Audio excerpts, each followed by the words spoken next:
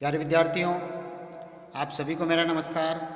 मैं डॉक्टर नेमीचंद कुमावत, सहायक आचार्य हिंदी विषय, राजकीय महाविद्यालय की आपकी इस BA प्रथम वर्ष विषय हिंदी साहित्य के द्वितीय प्रश्न पत्र की आज की इस ऑनलाइन कक्षा में मैं आप सभी का हार्दिक अभिनंदन और स्वागत करता हूँ। प्यारे विद्यार्थियों, आपके पाठ्यक्रम को लेकर के इस द्वितीय प्रश्न पत्र के पाठ्यक्रम और इसकी अंक योजना और मुख्य परीक्षा में जो प्रश्न पत्र आने वाला है और जो पाठ्यक्रम हैं उन पर मैंने प्राय हर ऑनलाइन कक्षा में संक्षिप्त रूप से आपको परिचय कराया था।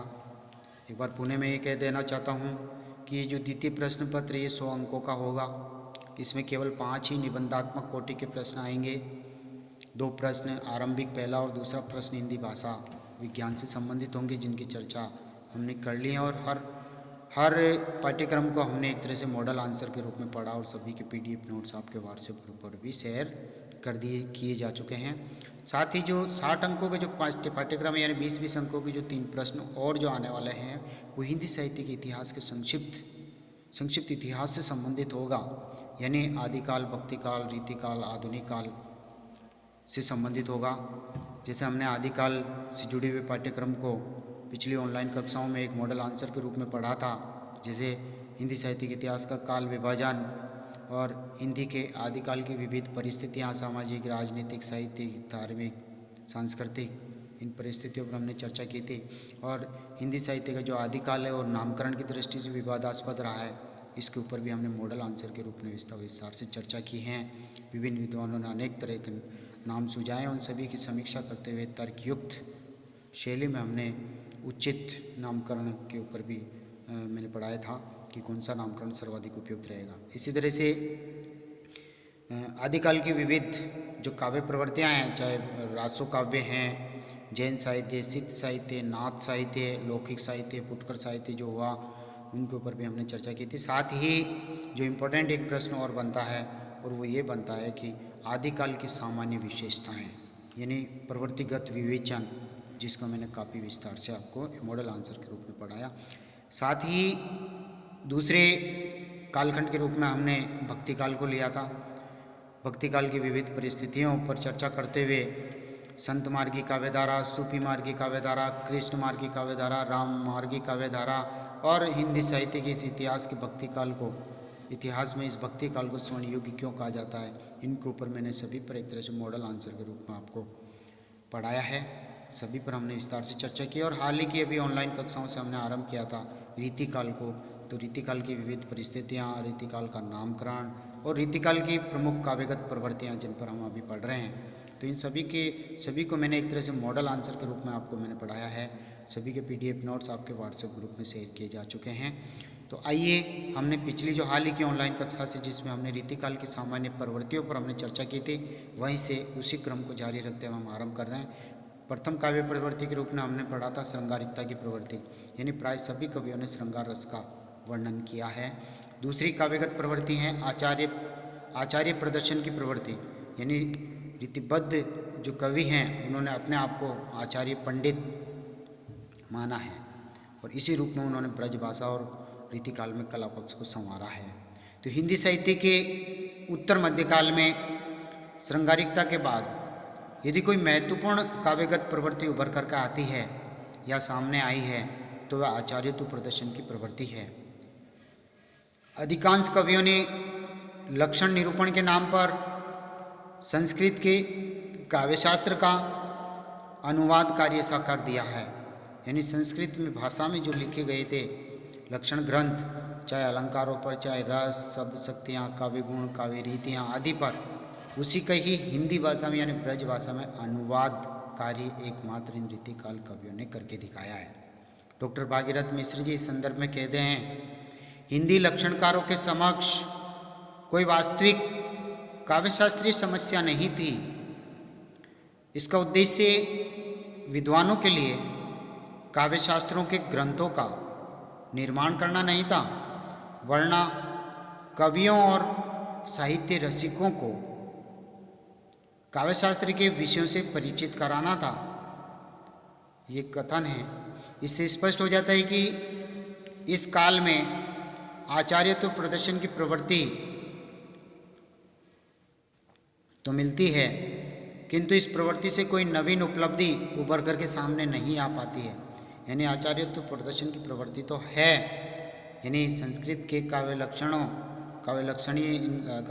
वाले इन ग्रंथों का हिंदी यानी एक तरह से ब्रज भाषा में अनुवाद तो किया है, लेकिन इन कवियों ने कहीं मौलिकता का परिचय नहीं दिया है, केवल उनका दूसरी भाषा में रूपांतरण मात्र किया है।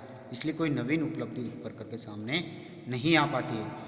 तीसरी काव्यगत प्रवृत्ति है अलंकारिकता की प्रवृत्ति। रीतिकाल की तीसरी सामान्य प्रवृत्ति है रीति अलंकारिकता की प्रवृत्ति। आलंकारिकता कर दें, इसको एक ही जगह आ कर दें, आलंकारिकता यानी अलंकार में एक प्रत्यय जोड़ने पर आलंकारिक प्लस ता प्रत्यय और हो गया है।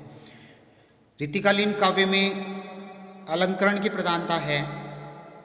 कविता सुंदरी को अलंकारों से सजाने में वे कवि कर्म की सार्थकता समझते थे। यानी कविता रूपी कामिनी को, सुंदरी को अलंकार रूपी आभूषणों से, गहनों से सजाने में ही रीतिकाल के दरबारी कवि एक तरह से अपने कवि कर्म की सार्थकता मानते थे।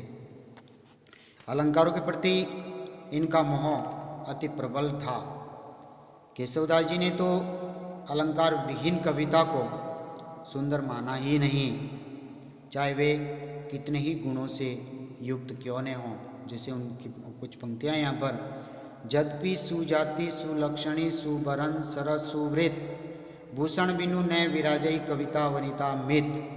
यद्यपि यानी यद्यपि, सुजाति यानी उस नायिका का अच्छी जाति में, अच्छे वंश में यदि जन्म हुआ हो, सुलक्षणी सुंदर लक्षणों से युक्त हो, यानी सुसंस्कारवान हो और उच्च वंश में पैदा हुई वह नायिका हो, सुबरन सुंदर वर्ण वाली हो, गौर वर्ण वाली हो, सरस यानी एक तरह से सरसता हो, यानी सुंदरता उसमें विधाता के द्वारा स्त्री जाति को पद्धति जो एक तरह से नैसर्गिक सौंदर्य है, उस सौंदर्य से भले ही वह युक्त हो। सुवृत यानी चारों ओर से देखा जाए तो वह नायिका बहुत सरस हैं, सुंदर हैं, सुंदर वर्ण है उसका, गौर वर्ण, संस्कारवान है, उच्च कुल वंश में जन्म पाई हुई वह नायिका है।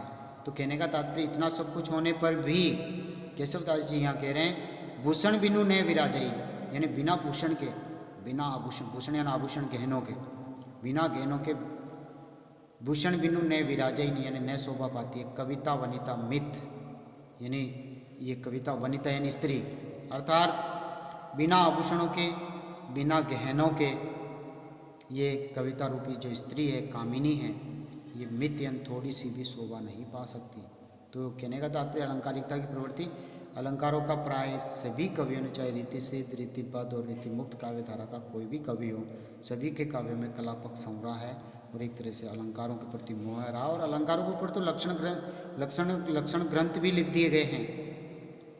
जैसे भूषण कवि के द्वारा भी शिवा भूषण जो कृति लिखी गई है वो तो केवल अलंकारों पर केंद्रित है। तो प्राय सभी कवियों ने अलंकारों को काव्यशास्त्रीय अंग मानते हुए अलंकार पर कई पुस्तकें इन्होंने सृजित कर दी है, लक्षण ग्रंथ लिख डाले हैं। तो अब यहाँ कहना चाह रहे हैं कि कल्पना की ऊंची उड़ान, चमत्कार प्रदर्शन की प्रवृत्ति एवं पांडित्य प्रदर्शन रीतिकालीन काव्य में आलंकारिकता के कारण ही आया है। कल्पना की उड़ानें बिना अलंकारों के नहीं हो सकती। चमत्कार प्रदर्शन की जो प्रवृत्ति है या पांडित्य प्रदर्शन की जो प्रवृत्ति है वो अलंकार प्रदर्शन की प्रवृत्ति के कारण ही हो पाया है। यमक, श्लेष, अनुप्रास ये तीनों शब्द अलंकार हैं। इन सभी का इन्होंने खूब बढ़ चढ़ करके प्रयोग किया है। इसी तरह से जो अर्थालंकार हैं, उपमा, रूपक, उत्प्रेक्षा और अतिशयोक्ति जैसे अलंकारों का सुंदर प्रयोग भी इन कवियों ने किया है। रीतिकालीन कवियों के लिए अलंकार शास्त्र की जानकारी एक अनिवार्यता थी, क्योंकि इनके बिना उसे दरबार में सम्मान मिलना प्राय कठिन था। परिणामते इस काल में अलंकारिकता खूब फली और फूली। अलंकार जो कविता का साधन है वो इस रीति काल में कविता का साध्य बन गया। यानी जब कविता लिखी जाएगी तो एक तरह से मुख्यतः उसमें अलंकार होने ही चाहिए। ये एक अनिवार्यता की तरह अलंकारों का प्रयोग रीतिकाल के कवियों ने किया है। चौथी काव्य प्रवृत्ति की ओर हम आगे बढ़ते हैं। चौथी काव्य प्रवृत्ति है आश्रयदाताओं की प्रशंसा। रीतिकाल के अधिकांश कवि राजाश्रित थे। बिहारी, जिसे राजा जयसिंह द्वितीय जयपुर के राजा के आश्रय में रहते थे, देव कवि देवदत्त, भूषण कवि केशव, मतिराम आदि जो कवि हैं सभी प्रसिद्ध कवि राज दरबारी थे और राज दरबार में अपने अपने राजाओं के आश्रय में शरण में रहकर के कविताओं का सृजन करते थे। इन्होंने आश्रयदाताओं की खूब बढ़ चढ़ करके प्रशंसा की और उसी प्रशंसा में इन्होंने काव्य रचनाओं का सृजन कर डाला। देव ने भवानी सिंह की प्रशंसा में भवानी विलास नामक पुस्तक का सृजन किया। तो सुदन कवि ने सुजान चरित्र लिखा। भूषण कवि ने शिवा बावनी और छत्रसाल दशक की रचना की। शिवा बावनी में मराठों के सरदार महाराज शिवाजी की वीरता शौर्य का बढ़ चढ़ करके वर्णन किया गया है। इसी तरह से छत्रसाल दशक में महाराज छत्रसाल की वीरता का बढ़ चढ़ करके चित्रण किया गया है। दोनों कृतियां वीर रस से परिपूर्ण हैं। अपनी जीविका हेतु इन कवियों ने आश्रयदाताओं की प्रशंसा अतिशयोक्तिपूर्ण शैली में की है। गुणगान करना इनकी अनचाही व्यवस्था थी। कवियों को दरबार से बाहर निकालने के षड्यंत्र भी रचे जाते थे, यानी षड्यंत्र हर समय चलते थे। कवियों को बाहर खदेड़ा जा सकता था, इसलिए अपनी रोजी रोटी को बचाने के लिए इन कवियों को बढ़ चढ़ करके कविताओं का सृजन करना पड़ता था। अपने राजाओं की, अपने आश्रयदाताओं की प्रशंसा करनी पड़ती थी। अतः आश्रयदाताओं को प्रसन्न रखने के लिए उन्हें सदैव प्रयत्नशील रहना पड़ता था, अन्यथा रोजी रोटी के लाले भी पड़ सकते थे। रीतिकाल की पांचवी सामान्य विशेषता है, एक तरह से काव्यगत विशेषता, वो है बहुज्ञता एवं चमत्कार प्रदर्शन। रीतिकालीन कवियों में पांडित्य प्रदर्शन की जो प्रवृत्ति परिलक्षित होती है, उसके कारण वे काव्य में विविध विषयक ज्ञान का समावेश करके अपनी बहुज्ञता का प्रदर्शन भी करते थे, यानी अपने आप को बहुत ज्ञाता सिद्ध कर देते और अनेक विषयों के ज्ञाता के रूप में वो बहुज्ञ थे। ऐसा प्रदर्शन भी इन कवियों ने किया है। जैसे रीति सिद्ध काव्यधारा के कवि को हम लेना चाह रहे हैं एक उदाहरण के रूप में यहाँ पर बिहारी जी को। बिहारी जी के काव्य में, क्योंकि उन्होंने जो बिहारी सत्सई लिखी थी मिर्जा राजा जयसिंह द्वितीय के आश्रय में रहते हुए, तो उस पुस्तक में उन्होंने न केवल श्रृंगार वर्णन किया बल्कि श्रृंगार भक्ति और नीति के साथ ही ज्योतिष, पुराण, गणित, कामशास्त्र, नीति आदि अनेक विषयों की जानकारियाँ भी उस बिहारी सत्सई के दोहों में समाविष्ट है। जैसे एक उदाहरण यहाँ है, तंत्रीनाद, कवित्रस, सरस राग रतिरंग, अन बूढ़े बूढ़े तरे जय बूढ़े सब अंग। यहाँ एक तरह से कामशास्त्र से संबंधित ये दोहा है और इसमें ये कहा है कि तंत्रीनाद, यानी कहने का तात्पर्य जिसने गाजे बाजे, तंत्री गाजे बाजों का आनंद लिया है, ढोल नगाड़े बजा करके उनका आनंद लिया है। कवित्रस, यानी जिन्होंने साहित्य को पढ़ने, कविताओं को पढ़ने में आनंदानुभूति प्राप्त की है। साथ ही सरस राग, यानी मधुर संगीत को जिसने सुना और उस आनंद में वो डुबाए। और रति रंग यानी स्त्री रंग। अब ये 4 प्रकार के रंग हो गए, यहाँ पर 4 प्रकार के रस हो गए। तंत्रीनाद यानी गाजे बाजे का आनंद, कवित्रस यानी कविताओं को पढ़ने का आनंद, सरस राग यानी मधुर संगीत सुनने का आनंद, और रति रंग यानी स्त्री से प्रेम करने का प्रेम रंग। इन चारों रसों में जो व्यक्ति संसार में आकर के डूब चुका है, उसके लिए तो कवि कहना चाह रहे हैं मानो उसका तो जीवन संवर गया, वो तो इस संसार सागर को पार कर गया। और जो व्यक्ति इनमें डूबा नहीं है, वो तो मानो संसार में जन्म लेकर के अपने जीवन को निरर्थक कर चुके हैं। तो अब यहाँ है अनबूढ़े बूढ़े तरे। अनबूढ़े यानी जो नहीं डूबे हैं, बूढ़े यानी वो तो डूब गए। जो इन रसों का सर्वांग जो भोग नहीं कर पाए, वो तो मानो इस संसार सागर में आकर के अपनी पहचान को मिटा चुके हैं। और तरे जे बूढ़े संग सब अंग, तरे यानी तैर गए, जे बूढ़े सब अंग यानी जो सर्वांग रूप से इस मनुष्य जीवन में जन्म लेकर के, संसार में जन्म लेकर के इन चारों रसों में जिसने सर्वांग रूप से अपने को डुबाया, इन सभी रसों का भोग किया, वो तो मानो इस संसार रूपी सागर को पार कर गए। यानी उन्होंने अपने जीवन को एक तरह से सफल बना लिया, मनुष्य जन्म को सार्थक कर दिया। तो इस तरह की शब्दों की पचाकारी बहुज्ञता और आचार्यत्व प्रदर्शन की प्रवृत्ति रीतिकाल में लक्षित होती है, चमत्कार प्रदर्शन की प्रवृत्ति। तो देखिए, वस्तुतः इस काल में शब्दों की पच्चीकारी एवं कला की रमणीयता आदि पर ही ध्यान अधिक गया है। इसी को ये लोग कवि कर्म समझते थे।